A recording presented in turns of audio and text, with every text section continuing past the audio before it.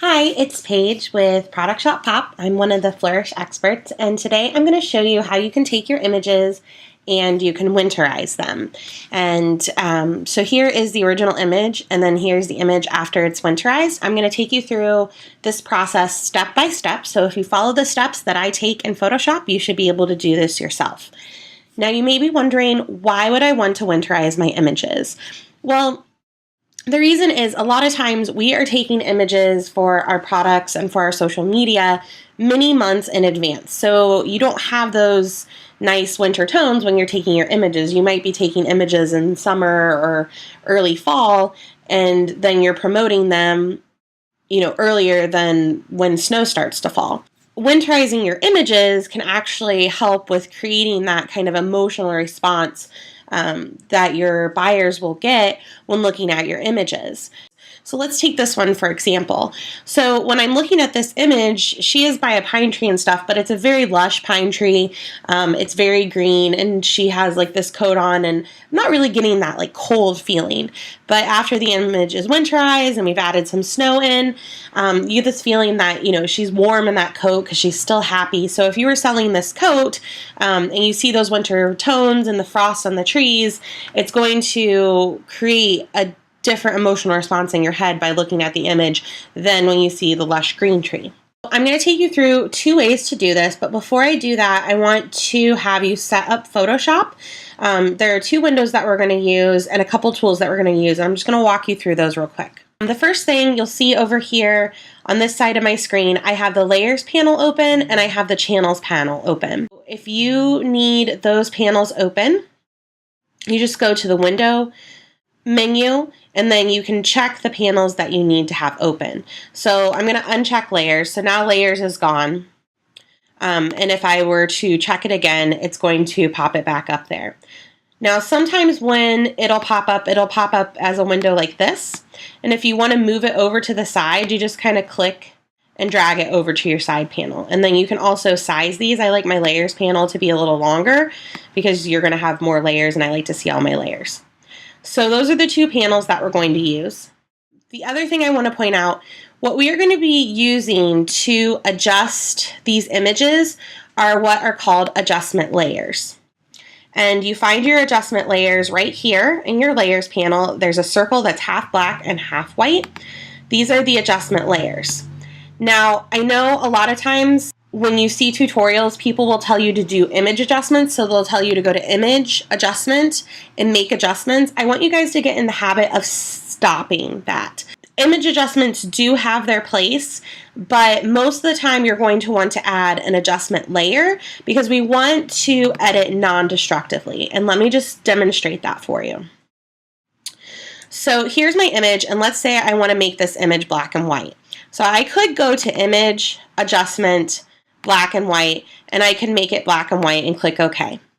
The problem is once I've done that, I can't go back and adjust the adjustment that I made. It's just black and white and it looks like this. Yes, I could add another adjustment to it, but that just kind of gets you in this habit where you're going to make all these changes, and the only way you're going to be able to go back and fix any of them is to click the undo button a whole bunch of times. And the problem is, depending on how you have your Photoshop set up, you can only undo so much before you're stuck with some of the changes you've already made to your image. That's really not a good thing to do. However, you can do the same adjustment and get the exact same effect with an adjustment layer.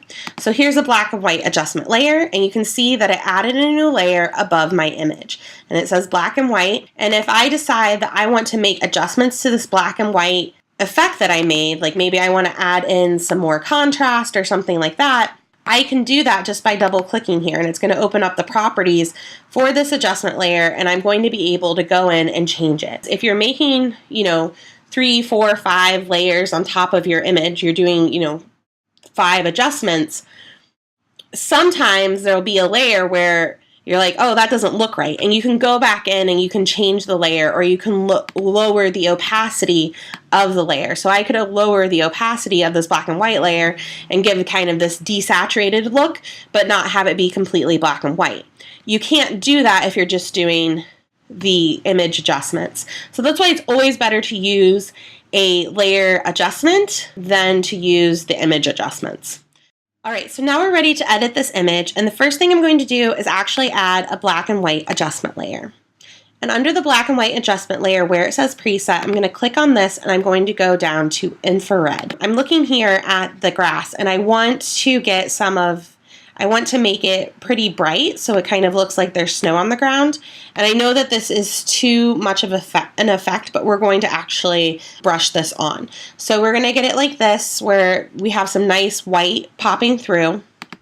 Now what I'm going to do is I'm going to invert my layer mask. This is a layer mask right here. It's a rectangle that forms next to your layer. If you need to add a layer mask to a layer, you can click on this rectangle that has a black circle in the middle and it'll add a layer mask. The thing with layer mask is that white reveals and black conceals. So if I invert this layer mask and I make the layer mask black instead of white, it's going to hide this effect. And the way that you can do that is you just press Command-I on your keyboard if you have a Mac, or Control-I if you have a PC. So now my layer mask is inverted. And now what I can do with this mask is I can brush on the effect just where I want it. So I don't want the effect over the entire image, I just want it on the grass here. So I'm going to use my brush tool, and I'm going to use a soft round brush, so it should look like this, nice and soft and round. And I want to make sure that the hardness is 0%. And for this, I'm going to have my opacity at 20%. And I'm just going to lightly brush this on and build it up as I want it. So I'm going to build it up until I like the way it looks. Here you have your color swatches. Right now our layer mask is black, so I need my swatch to be white so I can brush this on. If you have different colors in your swatches, you can just press D and that will reset them. If black is on top and you need white, you can press X and that's going to switch them back and forth. So I want it to be white. And now what I'm going to do is I'm going to take my brush and I'm going to brush it over the grass here, and it's kind of desaturating it, but it's also bringing out some white, so it's making it look like there's frost on it. If you need to make your brush a little smaller to fit into smaller areas, you can use the bracket keys on your keyboard. So the left bracket key is going to make your brush smaller, the right bracket key will make it bigger. Now I just brushed on 20% over the whole image. If I want to build this effect up a little bit more, if I want it to be a little bit more frosty, I just brush over it again and that's going to build up on the effect. And if I wanted to, I could even add some frost. I could add some frost to his shoulders. Now you can see when I brush that on, it's dark. So what I can do is I can actually double click here and see where the blues are on the dark side. If I lighten up the blues, it'll actually lighten it up and make it look like frost on his shirt. So I can lighten the blues and the cyans. So that's the great thing about adjustment layers, because you can go back in and you can adjust them. So now I can go back to my adjustment layer and I can add some frost to his shoulders, like maybe there was some snow that just fell there. Now that I have that adjustment done, now what I'm going to do is I'm going to add a haze to the greens in this image. And so this is just going to add kind of like a nice wintry haze, because if you were taking pictures outside and it was snowing, it would be kind of hazy. So what we're going to do is we're going to go down here to the channels panel, and we are going to go over our green channel. We're going to press the Command key if you have a Mac, or the Control key if you have a PC, and we're going to click on this green channel. And now what I'm going to do, you can see that it made a selection of the greens. And now what I'm going to do is I am going to add a solid color adjustment layer, and I'm going to add a color. Now you could do pure white if you wanted, but I usually like to use either like an off-white or a blue, kind of a light blue. And you can kind of play around with it until you get the effect that you want and kind of choose the color. So there you have it there. So that made a haze. That's a little bit too strong for me, so I'm actually going to lower the opacity of this layer a little bit. So I'm going to take my opacity right here, and now I can lower the opacity to about 50%. Now this image looks a lot more wintry, but I actually want to add in some snow. I am going to add in some snow overlays, and I have there will be a link for you to download these snow overlays for free. I have 2 overlays for you. You can download these for free, and then I'll also give you a link to the sample images. So if you want to play around with this, you can do this at home. What we're going to do to add the snow overlay is we're going to go to File, Place Embedded. We're going to find the snow overlay. So the first overlay that I'm going to add is this one called Snow Overlay 4. I'm going to take this one and I'm going to click Place, and then you're going to size it over your image. So you're going to just size it however you want it over your image. And then once you have it the way that you want it, just press the check mark, and that's going to commit the effect. Now my snow overlay actually got under this layer, so I'm going to move it to the top of the stack. So you just click and drag it to the top of the stack. And now I'm going to take the blend mode. So the blend mode is right here where it says normal. And we're going to change the blend mode to screen. And so what screen is going to do is it's going to get rid of the black, and so just the white is showing through. So now we've added snow, and if I wanted to get rid of some of the flakes, I can add a layer mask here. And now I want to conceal, so I'm going to use a black brush. I'm going to make my opacity up to 100%. I'm going to press X on my keyboard, which is going to switch my color to black. I'm going to make this brush a little smaller, and I'm just going to brush over the flakes that are right over this cup. Now I have a more winterized image. If I wanted to add a little bit more depth to this image in the snow, because if you're taking pictures in the snow and you get flakes on your camera, you're actually going to have some like bigger flake bokeh looking things. So if we add the second snow layer, just go to File, Place Embedded. We add the second snow layer and click Place, and then size it over our image. And then we're going to take that snow layer and we are going to change the blend mode again to screen.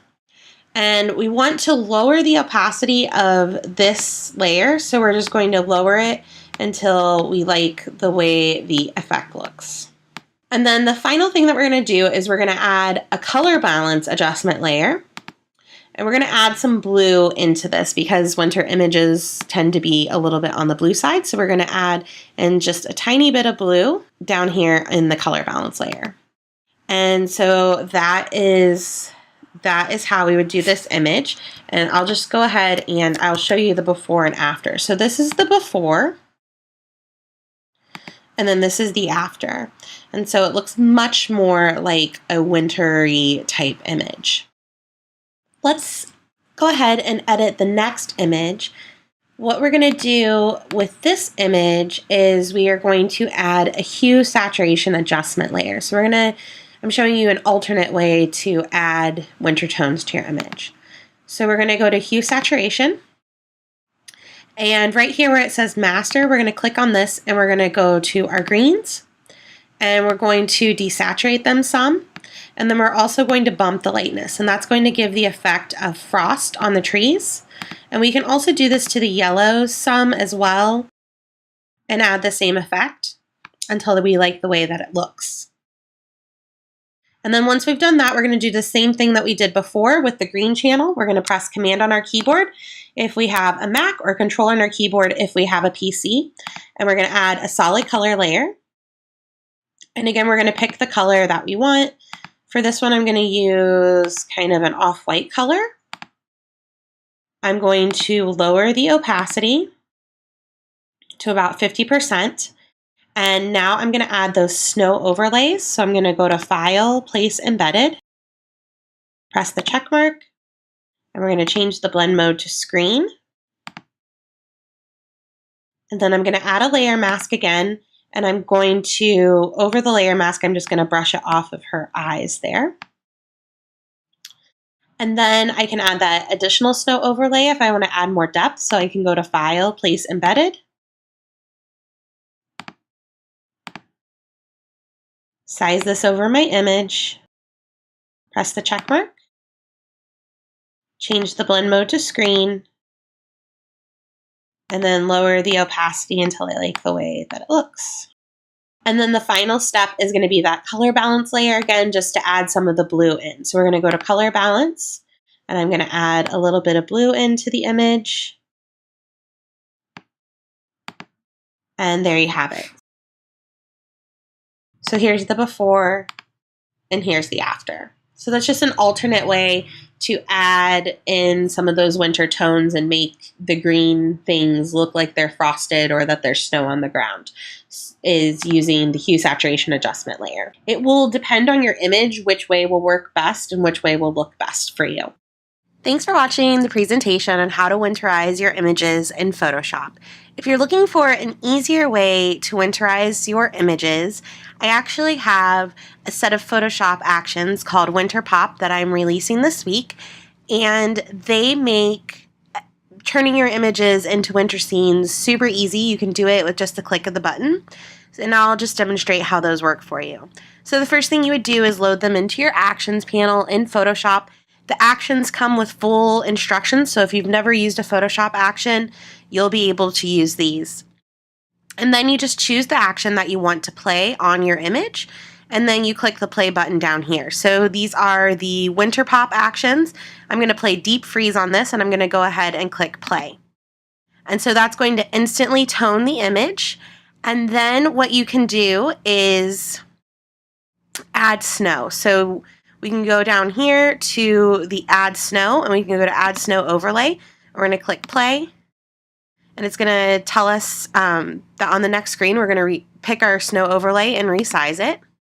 So we're going to pick our snow overlay, and this set actually comes with 8 overlays in addition to the 2 free ones that I have for you to download. So you can choose the snow overlay that you want to choose and click place, and then you size it over your image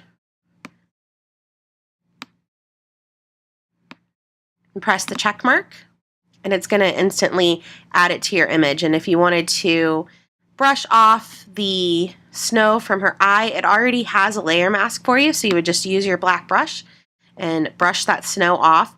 And then if you wanted to add another snow overlay, you could do that just by going here, pressing play again, and then choosing an additional snow overlay to add. In addition to the one-click actions, there are also different toning actions that will help you create different effects. So you can layer the effects to get just the look that you want for your page. We're gonna put the figgy pudding tone on here, so we can add that tone, and we can lower the opacity, and it just gives different feels to your image. But with the one-click actions, a lot of these you'll just play them and add the snow and be done. So it really makes adding those winter tones and making those winter images super simple. It'll take you, 30 seconds instead of having to go through every single step that I showed you. So if you're interested in that, you can purchase that on my website. Thanks again for watching, and I hope you learned a lot. Bye.